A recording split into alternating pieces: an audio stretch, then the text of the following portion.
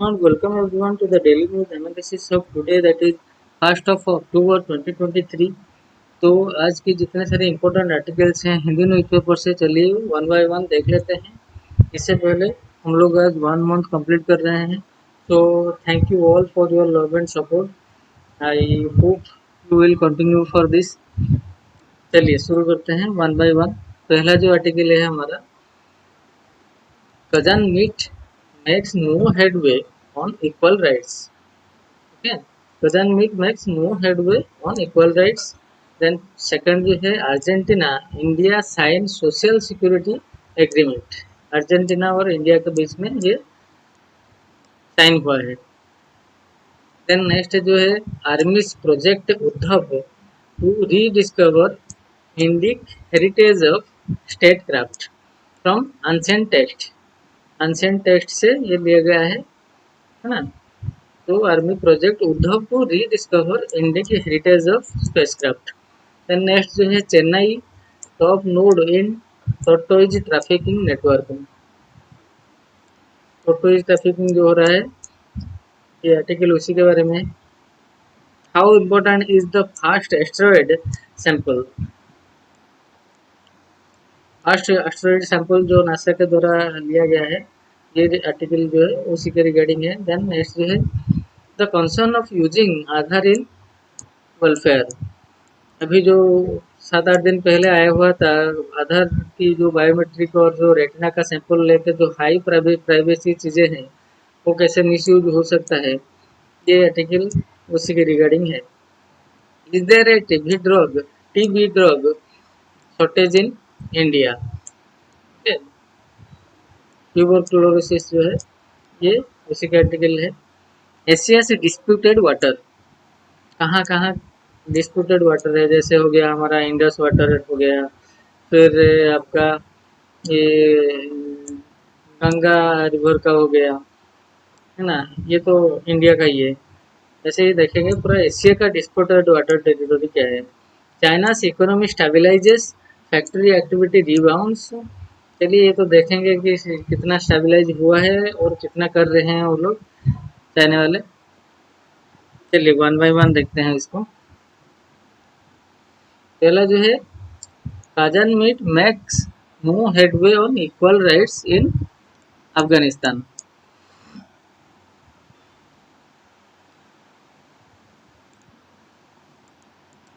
Amid uncertainty over whether the Afghanistan embassy in Delhi would shut down in the coming week, India took part in the 9-nation Moscow format meeting, which included the Taliban's acting foreign minister as an invitee in the Russian city of Kazan on Saturday. Special envoys from Pakistan, Russia, China, Iran, and Central Asian states also took part in the meeting. The regional grouping repeated its previous demands that the Taliban form a truly inclusive government and accord equal rights and freedom to all Afghans, including women. However, it failed to make headway on the issue or extract any promise from the Taliban representatives on a timeline for government formation or on restarting girls' education. The participants regretfully stated that there had been no progress in forming a true inclusive government in Afghanistan, reflecting the interests of all ethno-political groups of the country, said the Kazan Declaration issued at the end of the meeting. The participants spoke out for respect of fundamental rights and freedoms in Afghanistan, including equal rights to work, education, and justice without distinction as to gender, ethnicity, or religion, and stressed upon their concern about imposed restriction on women's employment and girls' education. It added. The participants also gave assurance to continue providing humanitarian assistance to Afghanistan and emphasized the need to strengthen bilateral and multilateral economic ties. The declaration said. Taliban Foreign Minister Amir Khan Muttaqi, whose regime has called for more economic support and for a move towards a political recognition of Taliban. Formerly a UN designated terrorist organization, said the administration in Kabul was ready to engage with the world on the basis of common legitimate interests. In the last 45 years, no foreign perceptions In the last 45 years, no foreign prescriptions have solved the problem of Afghanistan, Mr. Mutaki said at the meeting. Accordingly to the social media post by the Taliban spokesperson, no country recognizes the Taliban regime as a legitimate government. But all the Moscow format countries and representatives from UAE, Saudi Arabia, Turkey, and Qatar who attended as observer maintain missions in Kabul.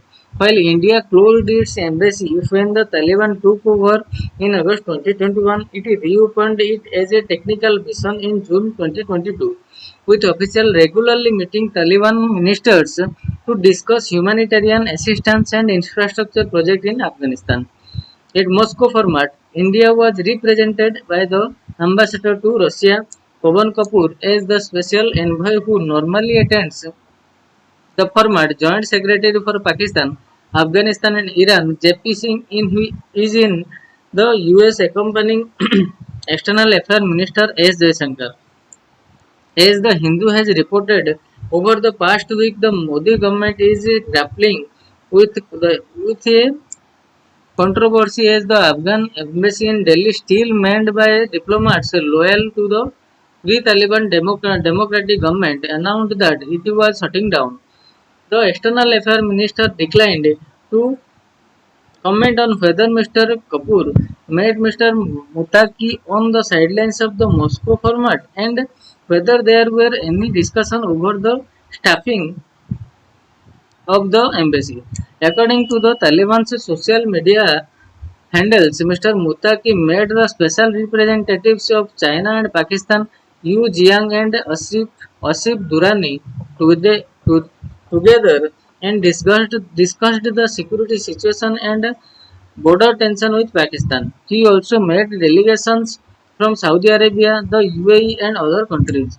Russia Foreign Minister Sergei Lavrov took aim at the United States, which has refused invitations to join the Moscow format since it was first held in 2017, and discussed the need to release frozen fund belonging to Afghanistan's previous government for assistance to country. Then next we have Argentina, India signed social security agreement. Argentina and India. Argentina and India on Friday signed an agreement to ensure legal rights of professionals in each other's domain that will assist in the risk-free international mobility. The Embassy of India in a statement said that the Social Security Agreement is aimed at ensuring rights of a growing number of Iranian nationals employed in various Indian and international concerns in the Argentina as well as for Argentine nationals seeking employment in India. The Social Security Agreement between India and Argentina has created a legal framework which will enable professionals on both sides to claim old age and survivors pension. That apart, it will also safeguards permanent and total disability for pensions for employed persons as well as to legislation in Argentina concerning contributory benefits of the social security system. It also takes care of factors like rent, subsidy, and lump sum payments as per national laws of both countries. India-Argentina trade ties have been expanding in recent years. The next है Army's project Uddhav to rediscover Indic heritage of spacecraft from ancient texts. The Indian Army has started an initiative named Project Uddhav to rediscover the profound Indic heritage of spacecraft and statecraft and strategic thoughts derived from ancient Indian text of the statecraft. warcraft, diplomacy, and grand strategy. In collaboration with United Service Institution of India (USI), a defense think tank. In connection with this, USI will conduct a military heritage festival on October 21 and 22 to acquaint future thought leaders with the dynamics of comprehensive national security with special emphasis on India's strategic culture, military heritage, education, modernization of security forces, and Atmanirbhar Bharat. According to an army statement, the project endeavors to explore India's rich historical narratives in the realm of statecraft and strategic thought. It focuses on a broad spectrum including indigenous military system, historical text, regional text, and kingdoms, thematic studies, and intricate Kautilya studies, the statement said. As part of this process, a panel on Friday discussed the evolution of Indian military system, war fighting, and strategic thought, exploring both current research in the field and the way forward. The initiative stands testimony to the Army's recognition of India's age-old wisdom in statecraft, strategy, diplomacy, and warfare.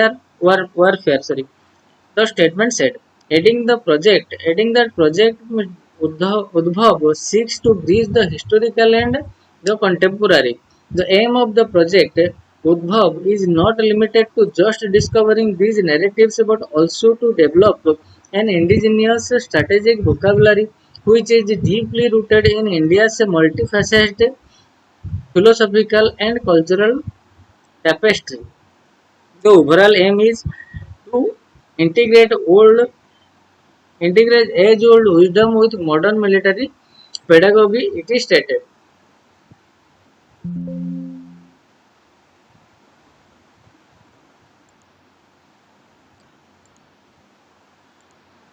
Then next way, Chennai top node in tortoise trafficking network.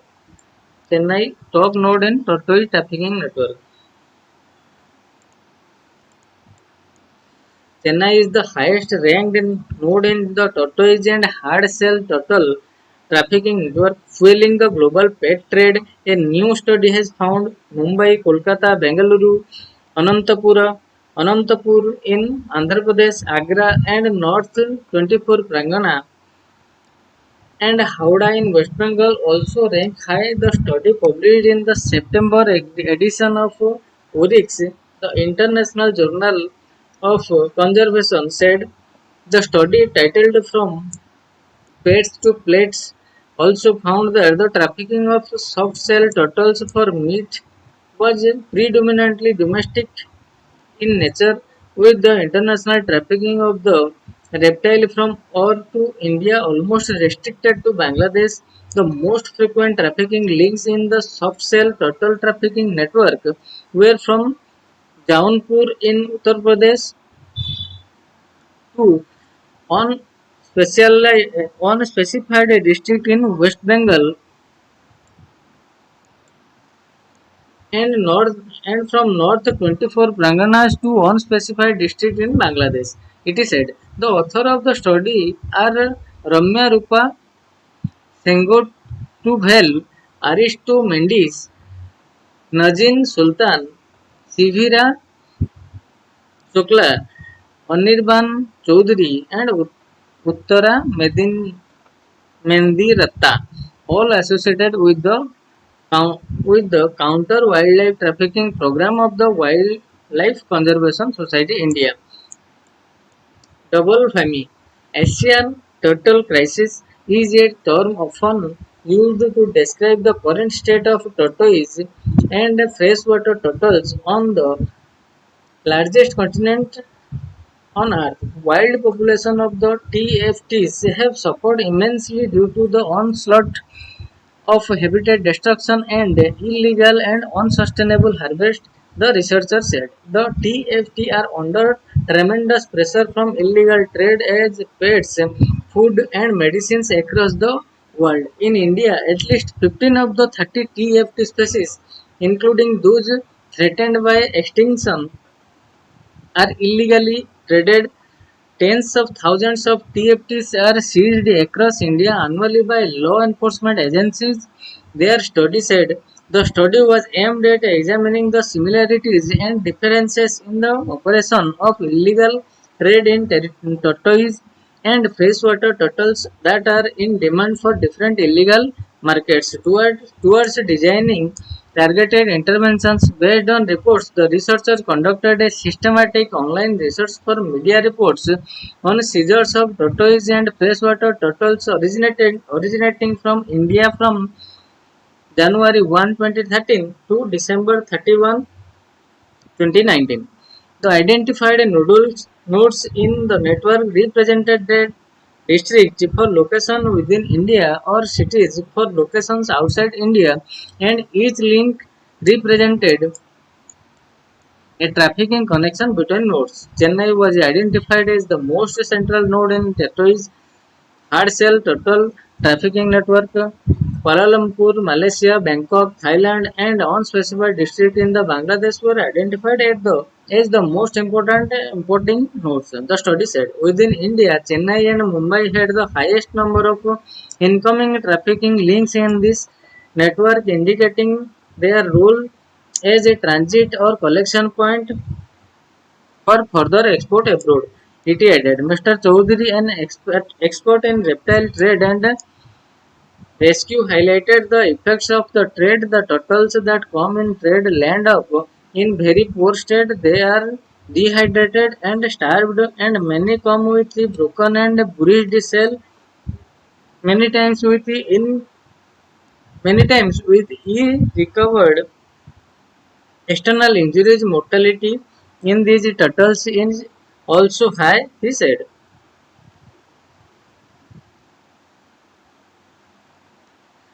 The next way, how important is the first asteroid sample? How important is the first asteroid sample? What was the NASA spacecraft's mission? Will the sample help space agency destroy doomsday rocks? On September 24, NASA's asteroid hunting spacecraft Ulysses-Rex, short for Origin Spectral Interpretation Resource Identification Security Regolith Explorer, dropped a capsule containing a sample of rocks and dust that it had collected from the asteroid 101955 Bennu over the Earth, which landed in the Utah Desert. Going ahead, scientists will catalog the capsule contents, study its composition, and share pieces of it with their peers around the world. Many believe that along with the comet, carbon-rich asteroid like Bennu may have seeded the Earth with primordial life as they smashed into the young planet more than 4 billion years ago. What was Ulysses-Rex mission? Launched in 2016, the Ulysses-Rex spacecraft completed a series of complex maneuvers to propel itself into orbit around Bennu 2 years later. Mission controllers had to carefully choreograph this celestial voyage as Bennu's frail sorry, gravity so weak that it allows boulders to roll uphill on the asteroid would barely keep Odysseus Rex bound in an orbit just 2 kilometers high. The mission almost failed when the asteroid's craggy surface rendered Odysseus Rex height measuring instrument useless. Controllers were forced to sail the probe on an intricate holding pattern around Bennu for almost 2.5 years as they tried to find a different landing spot. They did this on October 20, 2020, and Odysseus Rex landed there just long enough to scoop some rock and dust to prevent the probe from sinking through the rubble-strewn surface. The probe's touch and go sample acquisition mechanism used a blast of nitrogen gas to avoid contaminating the debris flying everywhere, including into the spacecraft's sample collection chamber. After its successful swoop, Ulysses Rex took off and gradually pulled away from the asteroid's gravity before setting course for Earth. After releasing its sample capsule above our planet's atmosphere last Sunday, the spacecraft will fire its engine to set free from the Earth's gravity and begin a new journey to study another asteroid, Apophis, in 2029. Why do scientists want to study Venus? The asteroid belt between Mars and Jupiter is inhabited by thousands of space rocks ranging from pebbles to the 800-kilometer wide Ceres. A part of the orbits of some of these bring them closer to the Sun than Mercury.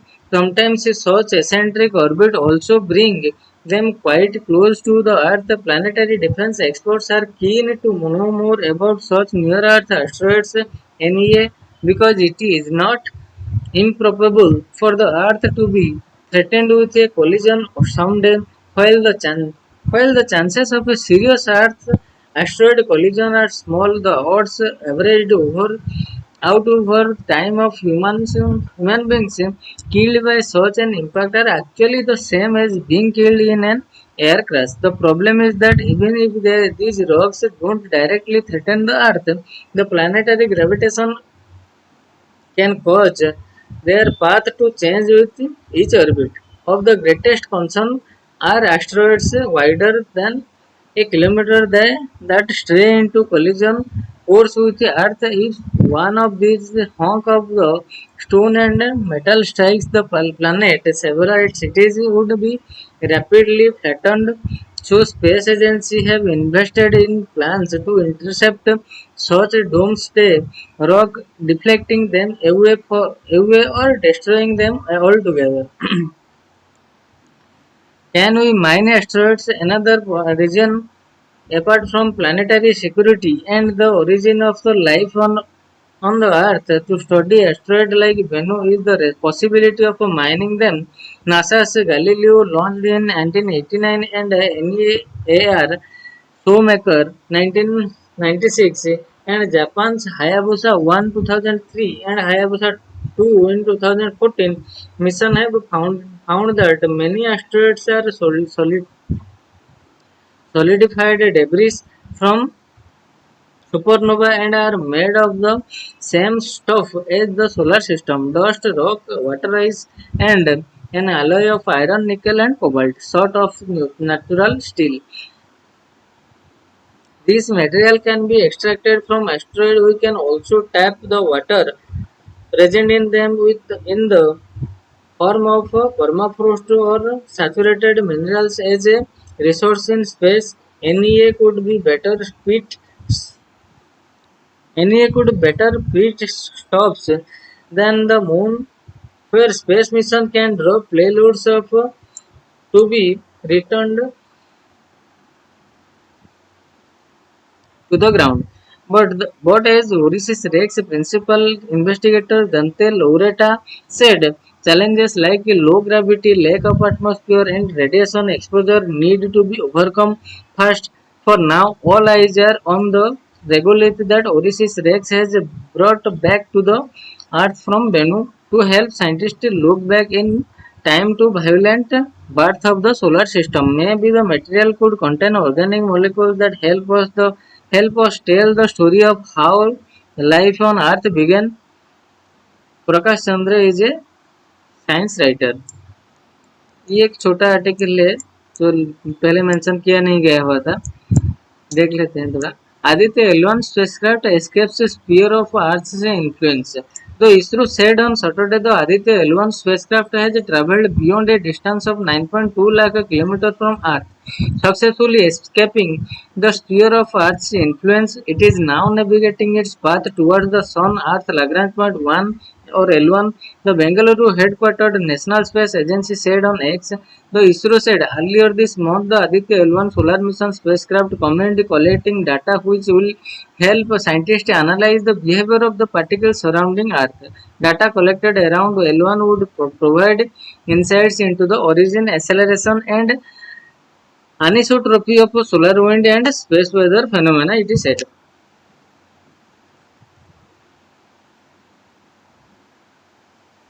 The next way, the concern of using Aadhaar in welfare.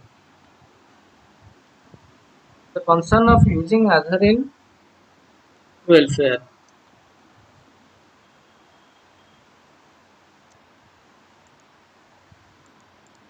Why does the government favor Aadhaar-based authentication for ration under the public distribution system and government to citizen cash transfer programs such as wage payments in MG, NREGA? What are some common problems faced by rights holder?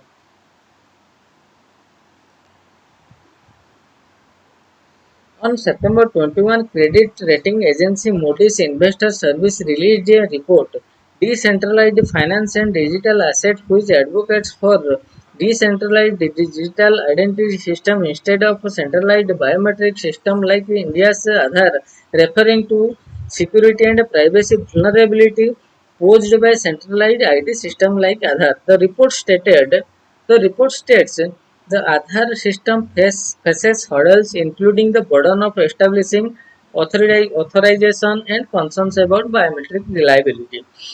How has India reacted? The government has strongly refuted these claims, terming Aadhaar as the most trusted digital ID in the world.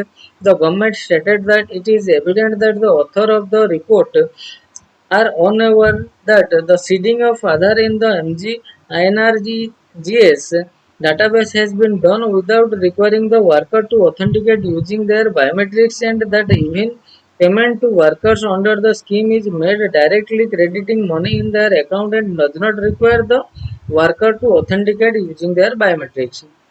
What was the rationale for Aadhaar? Aadhaar is a unique identification number given to all Indian residents by the Unique Identification Authority of India (UIDAI) during enrollment for Aadhaar. Demographic details of individuals along with their biometric fingerprints and iris scan are collected as they are considered to be unique identifiers of the individuals. These details are stored in the Aadhaar database. The objective of UIDAI were to ensure that all residents have a unique ID and to curb corruption in accessing welfare programs by eliminating post and fake individuals. To understand this, consider accessing rations under the public distribution system. An individual is called a host if they access rational in the name of a dead person, and a fake if they access ration even though they are not officially entitled to it. To ensure that an individual assessing ration is not a ghost or a fake, the government linked the database of ration card holders with the Aadhaar database. When an individual tries to access rations at a ration shop, they have to do so using their biometrics or iris scan with the ration dealer. These are then sent through the internet to the Aadhaar database for authentication. The government favor Aadhaars for several other government to citizen cash transfer program by removing ghost and duplicates. The government has claimed substantial saving in welfare scheme through the usage of Aadhaar. What are Aadhaar's role in cash withdrawal? To direct a payment using Aadhaar for MG NREGA, there are at least three steps. First, a worker's Aadhaar number must be linked to her job card. Second, her Aadhaar must be linked to her bank account. Third, the Aadhaar number must be linked correctly through her bank branch with a mapper of the National Payment Corporation of India, which acts as a cleaning house of Aadhaar-based payments. Aadhaar becomes the financial address of the individual, and cash transferred by the government gets deposited to the last Aadhaar-linked bank account. Individuals can withdraw money from their Aadhaar-linked bank account from private banking kiosk or through private banking correspondent who use their point of sale machine to authenticate individuals using their biometrics. These platforms is known as the Aadhaar Enabled Payment System (AEPS). Why is Aadhaar's use concerning? In the case of ration, for example, several organizations and researchers have provided evidence demonstrating that the main type of corruption is quantified fraud, which happens when say the entitlement for a ration card holder is 35 kg of rice, but the dealer only gives 30 kg. Aadhaar has no role in either detecting or preventing this fraud.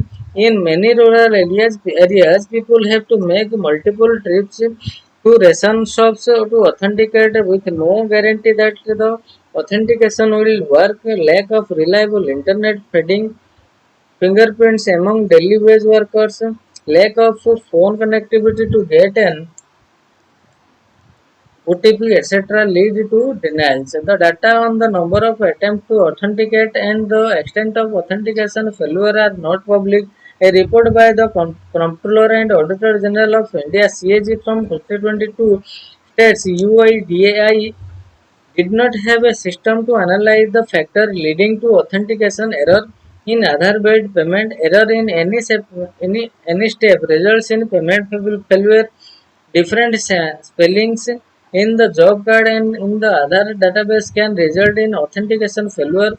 Most workers are unaware which account their Aadhaar was last linked to, as financial institutions in rural areas tend to coerce workers to link their Aadhaar with bank accounts with without consent. This leads to wages getting diverted to some account without the worker knowledge. For example, Aadhaar payment of people got redirected to Airtel wallet, causing much havoc. Misdirected payments through Aadhaar are difficult to detect and are nearly impossible to resolve.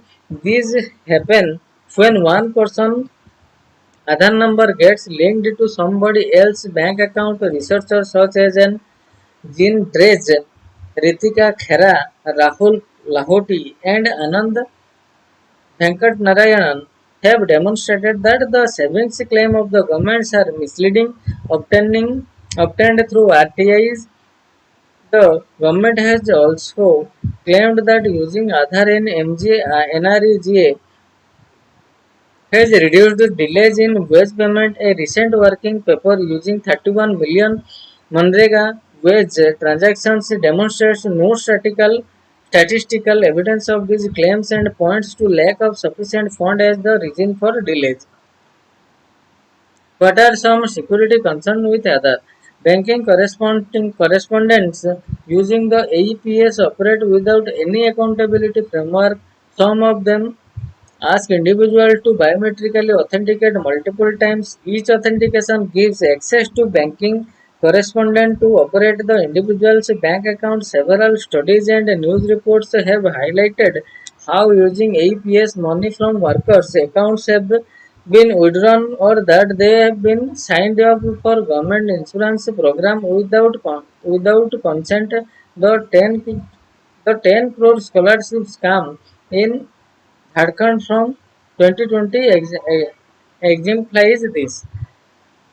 What is the current impasse?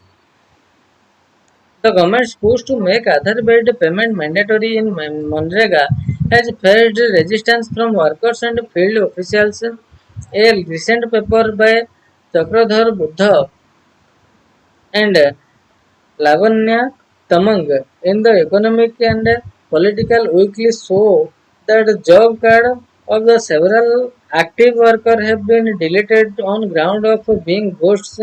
Based on such dilution of accountability in welfare due to other critics are concerned about the government's intention of linking the voter IDs with other.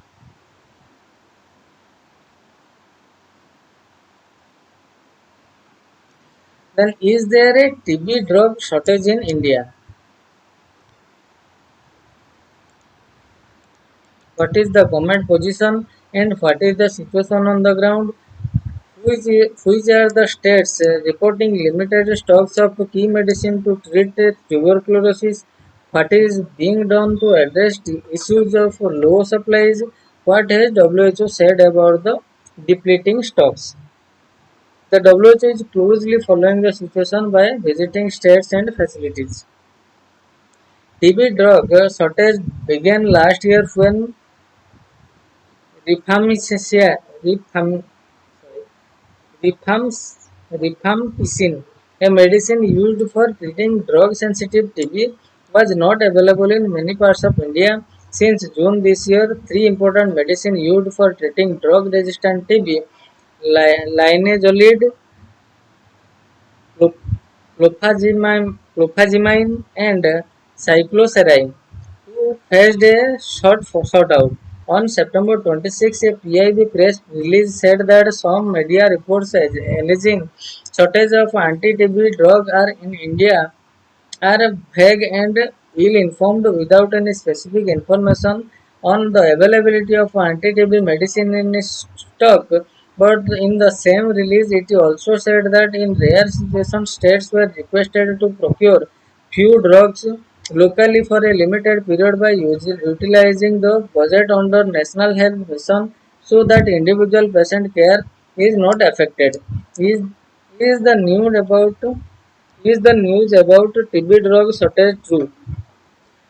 On August 23, the Hindu reported the Tamil Nadu state TB officer Asa Frederick saying that the union government had not supplied adequate dosage of rifampicin and some drugs used for treating people with multi-drug resistant TB, MDR TB, and the states have been asked to procure the drug themselves, but no additional funding has been provided. Several media reports of quitting TB patients in different states facing drug shortage have also been published.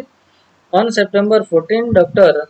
Teresa Pasaeva, Director Global TB Program at the World Health Organization has written saying we at WHO across three level SIC are also deeply concerned and closely following the situation with the TB drug stockouts.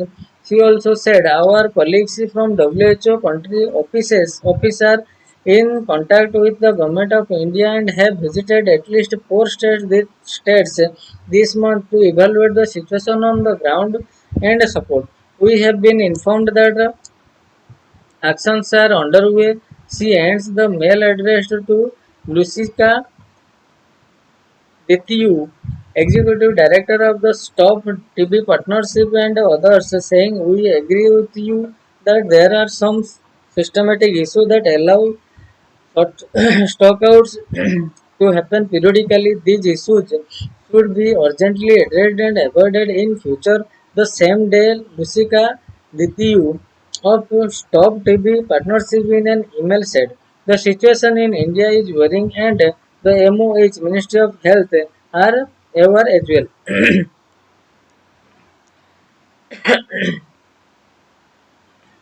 On September 21, in response to a query from the Banjot core of the wire during the WHO virtual presser, Dr. Kasaiba said we are aware and noted with concern the recent reports of the shortage of TB drugs affecting some provinces and facilities in India. The WHO country and regional officers are closely following the situation by visiting states and facilities. The assessment is still going on. We are working closely with the government and partners, and this unfortunate situation will be sorted out soon by the end of this month or beginning of the next month. Has the government procured TB drugs? In a September 26 press release, the government claimed that all drug sensitive TB drugs are available with sufficient stock ranging 6 months and above. In the case of drug resistant TB drugs, it is said the stocks available at the national level and in Maharashtra without explicitly saying how long the stocks would last. Based on the stocks of MDR TB drugs said to be available in Maharashtra in the press release, Vaishnavi Jayakumar, a member of ISTHMOS Pan India network of volunteers focusing on life-sustaining medical supply access during a crisis, pointed out in a tweet that Maharashtra has less than a month's stock of two MDR TB drugs, while 79,926 capsules of glucosamine were said to be available in stock. He pointed out that the monthly requirement was 97,408. The stock available would not last even a month. In the case of linezolid, the stock available in Maharashtra was put at 86,443, while 1,34,958 medicine are needed in a month.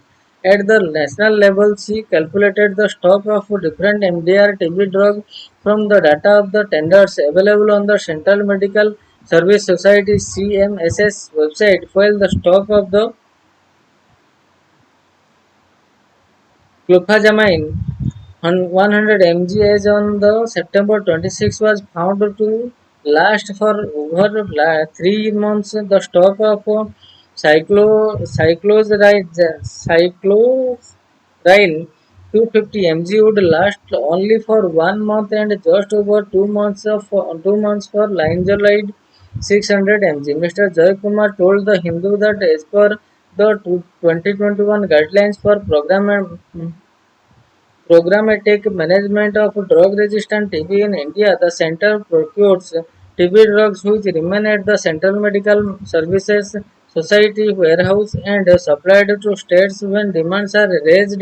In the case of MDR TB drugs at the district level, the drugs are sorted keeping in mind the particular requirement of each MDR TB patient, which is called a patient-wise box. Such patient-wise boxes are to be prepared for each MDR TB patient and handed over to them. She said, apart from the logistics for distributing the drugs to the states, the MDR TB drug boxes for each patient have to be prepared according to the 2021 guidelines at the state level. There should be 2 months stock of medicine and 1 month stock of patient-wise boxes at a minimum. So a minimum stock of 3 months is needed as per the guidelines. Where there is shortage of any other TB drugs. MS Frederick told the Hindu in August that the short course drug combination regimen of isoniazid, rifampicin given once weekly for 12 weeks 3 HP to prevent TB in people with latent TB infection was never supplied to the states. The new drug regimen was launched by Prime Minister Narendra Modi in March this year. Is this first time that India has faced a nationwide TB drug shortage? No, in September 2021, India faced a shortage of MDR TB drug Delamanide. In 2013, India faced a TB stock out of first line TB drugs rifampicin and isoniazid and pediatric TB drug. Then next जो है Asia से disputed water Asia से disputed water On September 25, the Philippines Coast Guard said it had removed barriers placed by Chinese vessels at the entrance to the lagoon of the Scarborough Shoal in South China Sea following the orders of the President Ferdinand Marcos Jr. This came days after Chinese Coast Guard ships placed a 300-meter long barrier to prevent the entry of the boat from the Philippines, the latest of long-running tensions in the South China Sea. The events of recent days have once again thrown on the spotlight on simmering tensions in the South China Sea and the wider ramification of the dispute, which extend not only to many claimants of the sea's island and waters but to all countries in the Indo-Pacific region, including India. The South China Sea is a strategic body of the abutting the Western Pacific to its nation To its north lies China and Taiwan. On the west is the Indo-Chinese Peninsula, including the long Vietnamese coast, Thailand, Malaysia, and Singapore. Indonesia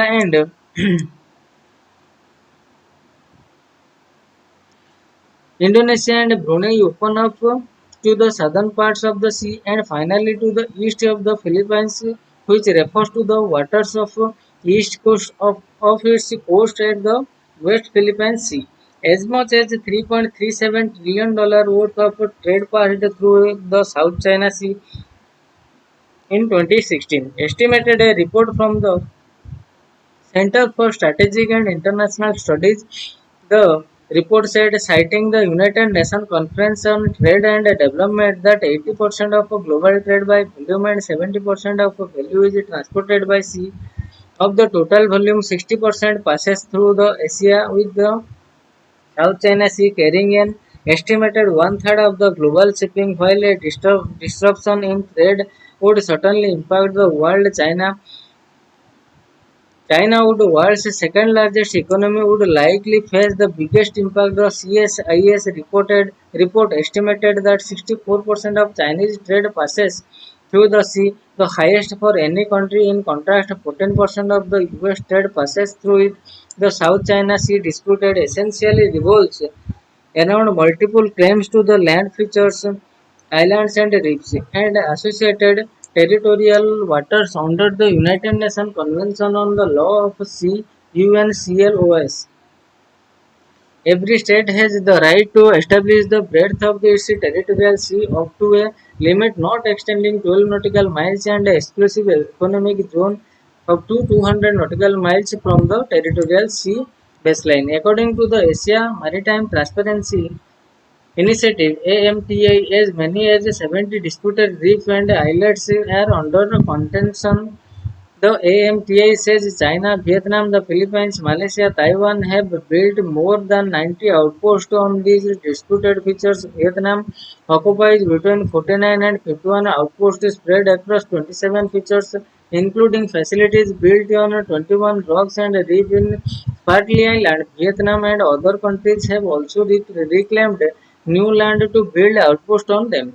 China's reclamation activities have especially changed the dynamics of the dispute given Beijing's resource and the speed of the scale of reclamation work. China, the AMTI says, has 20 outposts in the Marshall Islands and 7 in the Falklands, and has since 2012 exerted control over the Scarborough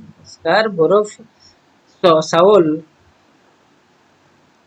Through a constant Coast Guard presence since 2013, China has engaged in unprecedented degrading, dredging, and artificial island building in the Spratly, creating 3,020 acres of new island along with a substantial expansion of its presence in the parcels. The AMTI estimates the Philippines meanwhile occupies 9 features in the Spratlys and Malaysia occupies 5.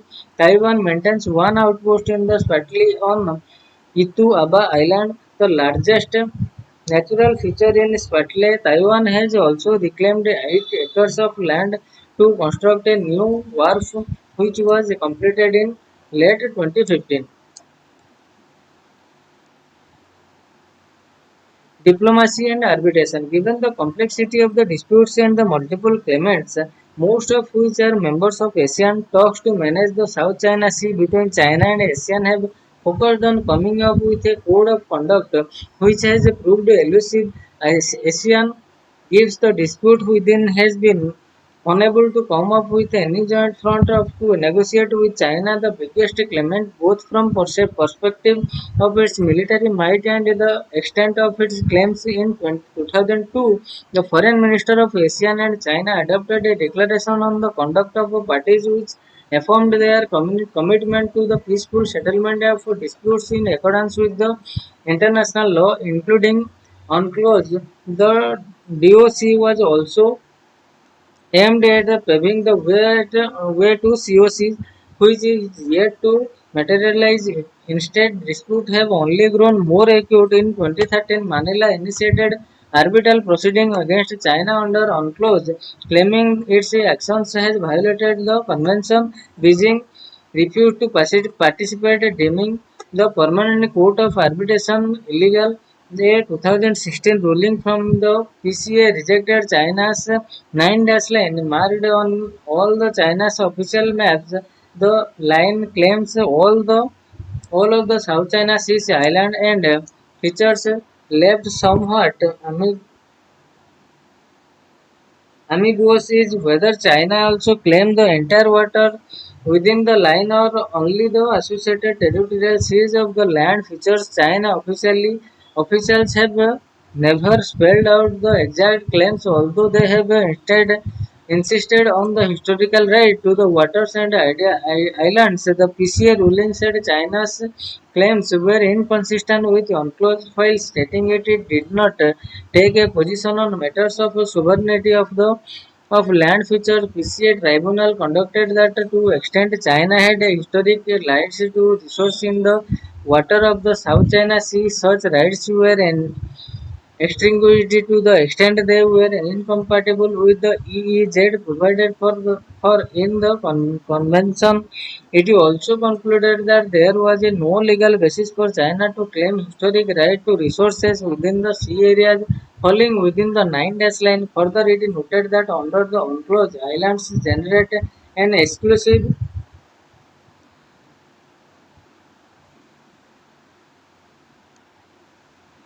economic zone of 200 nautical miles and a continental shelf, but rocks which cannot sustain human habitations or economic life of their own shell have no exclusive economic zone or continental shelf.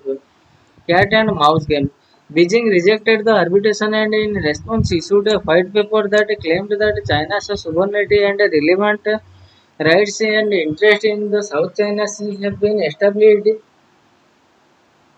in the long course of history. As the claimants continue working towards a COC, the cat and mouse game in enforcing claims is only said to continue as evidence as evinced in recent dispute at Scarborough, Seoul. Given the extraordinary maritime strategic and economic significance of these waters, it is not only the direct claimant that have a stake in the future of the South China Sea. According to India's Ministry of External Affairs, at least 55% of the India's trade passes through the South China Sea. Any future moves to control its passage away, let alone the potential for this continued jostling to snowball into a conflict, would dispute global trade and the world economy on a scale far exceeding the impact of Russia's war against Ukraine. Then last जो आज का article है China's economy stabilizes, factory activity rebounds. China's factory activity has extended for the first time in 6 months in September. An official survey showed on Saturday, adding to a run of indicators suggesting the world's second largest economy has begun to bottom out. The Purchasing Managers Index (PMI) based on a survey of major manufacturers rose to 50.2 in September from 49.7, according to the National Bureau of Statistics, edging above the 50-point level, demarcating contraction in activity from expansion. The PMI, the first time official statistics for September, adds to sign of stabilization in economy, which has sagged after an initial burst of momentum early in the year when China's ultra restrictive COVID-19 policies were lifted. The preliminary signs of improvement had emerged in August with factory output and retail sale growth accelerating, while decline of export and imports narrowed and deflationary pressures eased. Industrial profit jumped by a surprise 17.2% in August, reversing July's 6.7% decline. The manufacturing PMI plus the good industrial profit figures suggest that the economy is gradually bottoming out, said Joha Hao, chief economist at the Gotai Yunnan International China's non-manufacturing PMI, which includes sub-indexes for services sector for and construction, also rose, coming in at 51.7% 7 versus August 51.0. The composition PMI, including manufacturing and non-manufacturing activity, climbed to 52.0 in September from 51.3. Near-term data on the radar of economists include consumer spending for the lowest public holiday this year. Golden Week kick off on Friday with the Mid-Autumn Festival, which will be followed by the National Day breakthrough over October 6. Passenger traveled by rail on Friday reached 20 million trips, a single day record. State media reported in a bullish start to what authorities forecast will be the most popular Golden Week in history. More stable economic indicator will be welcomed by policymakers as they grapple with a property sector debt crisis. Authorities have announced measures to shore up the market, including cutting mortgage rates. Although the sector is far from being out of the woods, property risk how property risk. New home prices fell the most in 10 months in August, and property investment declined for an 18 straight month. China Evergrande Group, the world's most indebted developer with more than $300 billion in liabilities, said on Thursday its founder was being investigated over suspected illegal crimes. The ADB last week it trimmed its 2023 growth forecast for China to 4.9% from 5.0% due to the property sector weakness. So this is all for today, friends. We will continue from tomorrow onwards with new news articles from the Hindu newspaper. So thank you all. Thanks a lot.